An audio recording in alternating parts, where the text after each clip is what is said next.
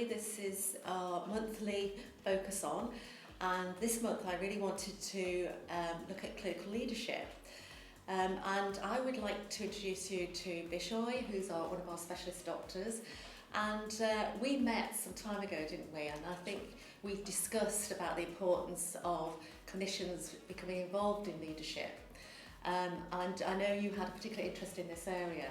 So we have facilitated some opportunities for you. So I really want to talk with you about those opportunities and the benefits from your perspective, and how you believe that clinical role is important in those leadership and managerial functions going forward. Yeah, so I think I was in F1 when we first met. You were on the wards doing like the Christmas round saying Merry Christmas to everyone. And I sort of just said, I'd love to meet Karen James and speak to her when I found out that you were previously a nurse and got into this role. So it was the same sort of mindset that I was going through with sort of business passions in sort of medical school and things like that. And I just wanted to have that discussion with you of your sort of career and how you managed to do that, which almost inspired me to do the same and to couple both my interests in sort of business and also in healthcare. But I think the main thing for me is Tameside, when I started working here, had previously had a very poor reputation. But what I was seeing on the wards was different. Didn't match up with the things I was told previously. So I wanted to learn more about the changes that we had made. And that's something that I wanted to learn and to grow more in, because I do feel the NHS is a great service, it's a great system, it just needs to be managed better. And so as a doctor, working in sort of like a flawed or an inefficient environment can be quite stressful, and I could see that in the other clinicians' faces. So I just felt like someone who understood the clinical side of things should have avenues or communication ways in which they can put their ideas forward and saying, well, why don't we do it this way? And through our conversation and through sort of the fellowship that we had designed and things like that, it allowed me to be able to do that and to also listen to junior doctors, because I think junior doctors are a key asset that we have, as they rotate through many different hospitals and they have good ideas from what they can do that we can do better.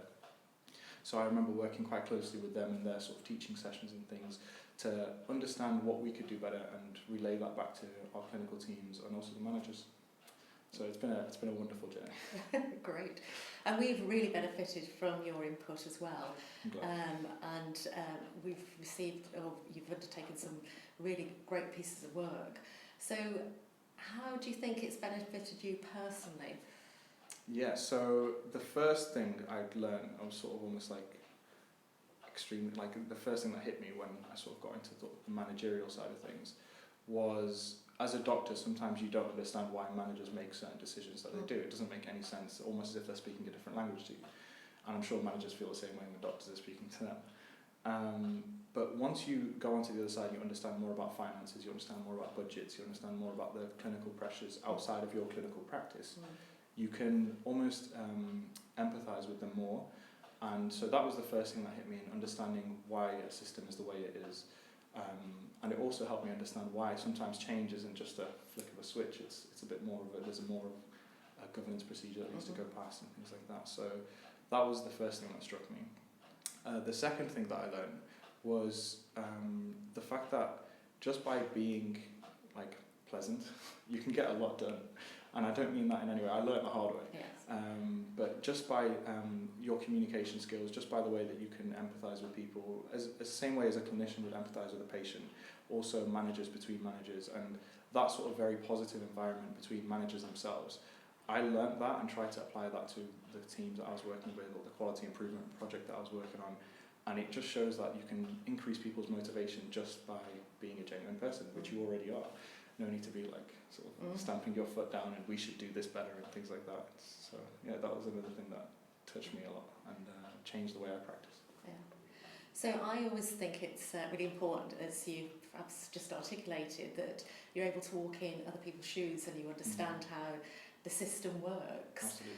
And I think if you can work collectively together, you get a better result. Yeah. So in terms of continuing in the medical profession, do you think this has helped you? Yes, absolutely.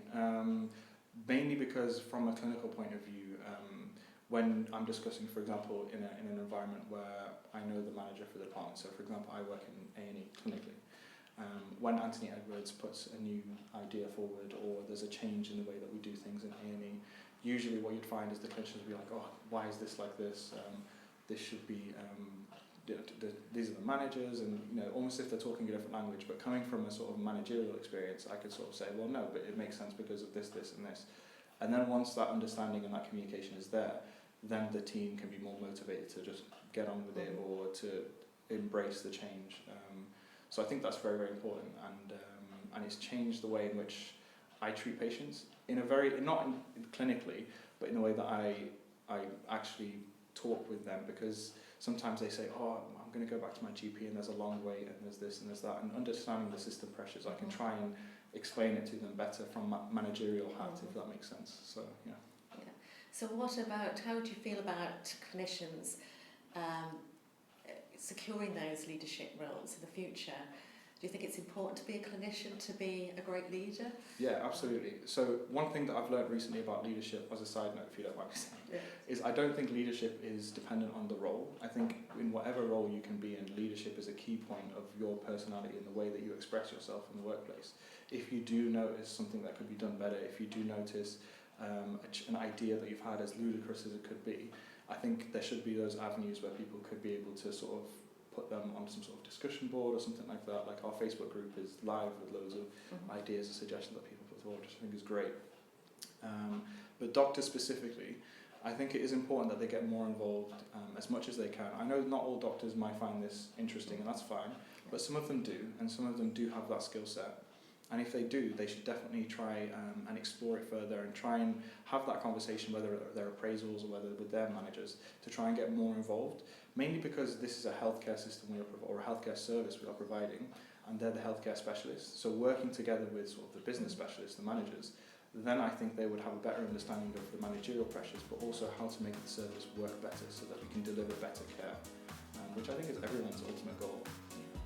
So everybody has a leadership role, no yes, matter absolutely. Where you're working and in what capacity. Everybody